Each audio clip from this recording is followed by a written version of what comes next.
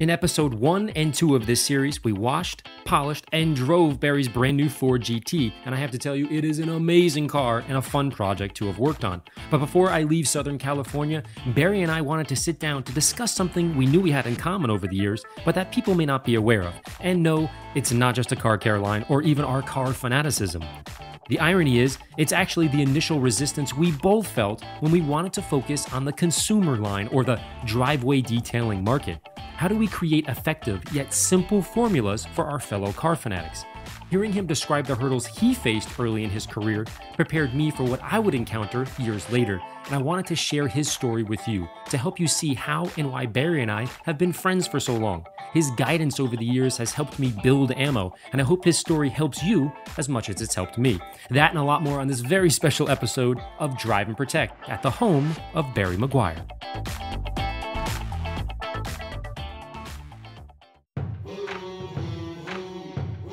As you might have noticed in the previous 2 episodes, Barry's home is on the water and absolutely stunning. 3 levels of decks overlooking the harbor, beautiful 3-car garage, and a wide-open kitchen and living room that opens up into the outdoor gathering spot where he spends much of his home life enjoying the weather and the scenery. Believe it or not, this is where he grew up as a kid in his grandfather's house. Many years later, he purchased it from the previous owners, then rebuilt a new home in the exact same spot in admiration of his grandfather. So aside from its location, size, and beauty, it's actually a treasured family heirloom. All right, Barry, I want to thank you for coming on. This has been a lot of fun this weekend. It has been. And yeah, I enjoyed it. Beautiful view here. And I wanted to kind of chat a little bit. We were talking off camera before about what an inspiration you've been to me personally. That's crazy. You don't need any inspiration. You're a natural. No, man. I appreciate that. But a lot of people watching, see the videos and they get inspired to do something to their car. And I wanted to kind of go to them and say, this was the guy that sort of did it for me as well. And we have this weird connection where originally when I started, making commercial stuff, I wanted to branch out and do retail. And the bosses would say, no, we don't want to do that. And that's sort of when I went on my own. And I thought of you and a lot of the stories you've been telling over the years. Yeah. So I was hoping you could share that. That's something. Yeah. Well, I grew up a car guy. I mean, in Southern California, it's hard not to. Right. It started right here. My grandfather was at the first car show in the country at the Armory downtown LA. And I went going to car shows and doing all the things. I just kind of grew up with it. When I got out of college, I wanted to get away from the family. There's only 12 employees and they're all family members. Oh, wow. And I just wanted to get out of that. I wanted to go and make my mark, So we'd lost our rep in Detroit. Okay. And so I volunteered, and Karen and I first married. We moved to Detroit.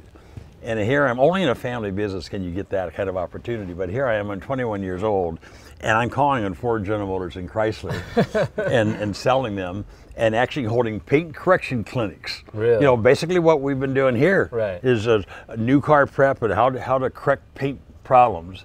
Educating and at people. 21, 22 years of age, I'd have all the zone managers from all over the nation for the different divisions come in, and I would teach them this stuff. But I was young, but I'd been doing it all my life, so it's just really fun. But I also got to go to more car shows. So wherever there was a car show, I would find my way over there.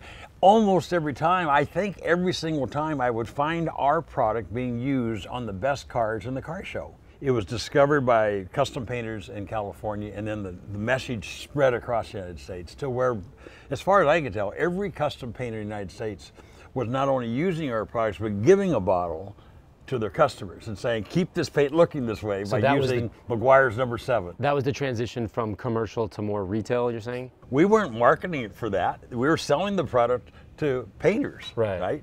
They're part of the professional market, so the car dealers and body shops, and the custom painters started getting on it and finding the product. So I called a family meeting. I said, you know what? We have a wonderful opportunity here going into the retail market. They said, no, we're not going to retail. We don't have anything to do with this Jippo discount business. We're a professional brand. I said, well, I'm not going after the mass market. I'm going after car guys. And these guys are they're pseudo-professionals. They're just like us. They want to create the same kind of finish that we want to create. Sure. They're not playing right. They'll read the directions. They'll follow instructions. They'll do it the way we train them to do it. This is our market. And finally they reluctantly said, well, okay. So there was a little bit of pushback on your face? Oh my, pushback. Fortunately we had outside board members. I never would have won the vote because when I took it to the board, most of the family voted against me. No kidding. My dad voted for me. There you go. And everybody else voted against me. So thank you, Lord. I mean, we got that through. But then here I am. I'm how old am I at that time? I'm in my mid-20s, and I'm just taking on the role, I'm going to go to the retail market. I don't have a clue about the retail market. That's a big beast to swallow right there. And so I'd go to buyers, I'd say, you know, we have the biggest brand in the professional area, and I know how to buff cars. I don't know anything about retail. Will you help me? And they wouldn't take the brand on. I'm just some punk kid, you know. The only reason I had a job was my daddy hired me. My name Meguiar worked against me. Yeah. Barry Meguiar works for Meguiars, okay. He only has a job because his daddy hired him, right? So, I mean, I had no respect. All right, so tell me a little bit about when the cars went from single stage to clear coat. When they went to clear coats, that changed everything. Yeah. On both sides of the equation. The professional side, oh my, it just opened up all kinds of doors. So now understand, up to that time, we would go to an assembly plant, and they would use the same paint system on all lines, on both shifts. Now they're using different paint systems and different lines on the same shift. So it got really a lot more complicated. A lot more variables to deal with. Well, that was good for us. So we developed early on a relationship with the car makers and the paint manufacturers to be a resource for them. So we work with them all over the world, and once you get into that role, it gives you a lead. You know, we're not responding to paint finishes that are coming out right now. I mean, we've been working on those for a long time, so it's not a surprise, so we can correct. The one thing that we've worked hard on doing, and we've been successful, the customer doesn't know what kind of paint finish he has. That's very true. He doesn't know. No, of course not. So our products have to be able to work on all finishes. Right. Now, you've been doing this a long time, and you've seen the industry grow from, you know, zero to where it is now. What do you see? What do you see for the future of detailing? Well, you know, first off, let's go back a little bit, because detailing, it was such a basic business and so predictable, to where now you have so many different types of paint finishes, and of course we have a lot more different types of pollutants now. Just, I mean, like we have a lot of jets going over our house from Orange County Airport. You definitely have that. That's polluting cars, you know, car finishes, and we've studied that very thoroughly into detail, and what it is, what's innocuous and what isn't, and measuring the depth of problems. And I mean, you're here and all that. You teach that better than I do. But the complicated process now to detail, to use the right products in the right car, it's analysis, right? First off, you have to do a total investigation, almost like a detective. Sure. Everybody's starved for time now. Right. We don't want to sacrifice quality, but how can we do it where it's easier? Well, it is so easy to keep a black car black now compared to what it was 20 years ago. Rotary polishers to dual action polishers. Oh my goodness. The difference is even amazing. for a consumer, I mean, there's ways they can do that, but when there's extra problems, you have to have a detailer, and thank God for detailers. All right, so let's talk a little bit more about how clear coats affected your business. It just demolished the marketplace for car wax companies who were selling products to the person that felt obligated. He had to wax. He didn't want to, but he had to wax the car. Those people all went away. Right. They scratch much easier than the old paints. And you can see them much easier. And they magnify the scratch. Right. So car guys go wild with scratches. You can't have any scratches. Well, that brought the whole market to us. From day one, we've been known as the company to create what we've always called a show car perfect paint finish. How do you get it when you can have the sun on that side of your car, you look into that black finish, and when you look at the reflection, all you see is the sun. Right. And it's just perfectly clear reflection of the sun with no imperfections, halograms, spiderwebs, whatever you want to call them. That's been our claim to fame throughout the years. The fact of the matter, it's great for detailers, because the average, you know, when I see a great finish, they say, hey, you know, that's because of your products. And I always say to them, well, you got it half right. Thank you very much. I appreciate you using our products. I'm so glad you use our products. But I can tell you spent time in that car. Right. And you've learned, somebody's taught you. And you're not just waxing, you're loving that car. It's a whole connection with the car. With your car. Yeah. And that's not just the product. It takes both. But those that can't, that want that level, that's where detailers come in. Even for the hardcore guys, I mean, everybody's going to use detailers if they're a car guy. But most car guys, they can't get to the perfection you guys can get to. And you're training a whole new generation of car guys that can understand that. Yeah, it's really exciting. So I'm applauding you, man. I mean, you do that. So we have a great team. Mike Pennington runs all of our training. He's been with us since he got out of college. Mike's great. And he loves it. He has a passion. To Mike Stoops, all our guys. I love our team. They are so passionate.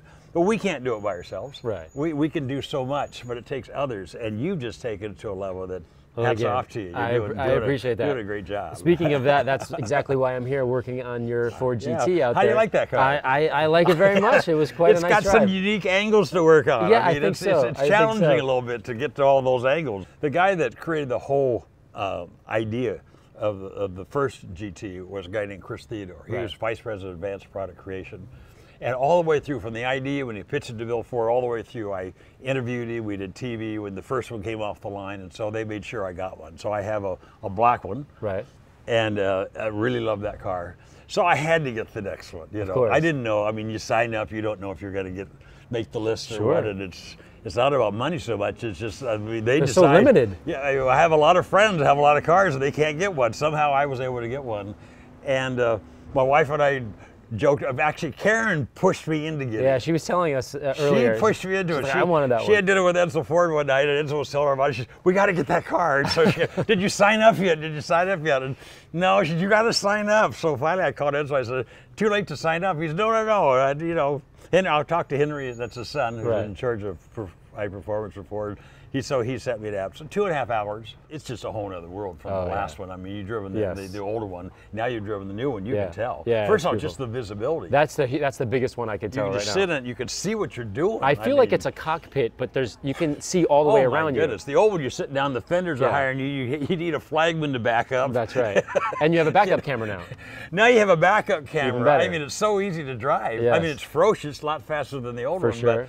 But it is easier to drive. Yeah, and you have the active suspension. You push the button, it raises up in case you're going over a curb. It does all that. It's got the sport mode. It's got the track mode. You know, it's got the launch mode. So you can put it in launch. The guy, you know, he spent about 3 hours with me when we delivered to the car to me. He said, okay, the launch mode now. You got a Lamborghini pulls up beside you. You got the picture? I said, yeah. You just put it in launch mode. Put your foot down the brake all the way. Then put your foot down on the gas pedal all the way to the floor. Yeah. Really? Yeah. The revs will get up, and then when you're ready, just let off in the brake and you launch. When you do that, we got to film that. If you're going to do that, we got to do that film for sure. Not in the alley behind my house, though, I don't think. We might get off the beach property here. But yeah, it's a fun car. I think they did a great design on it.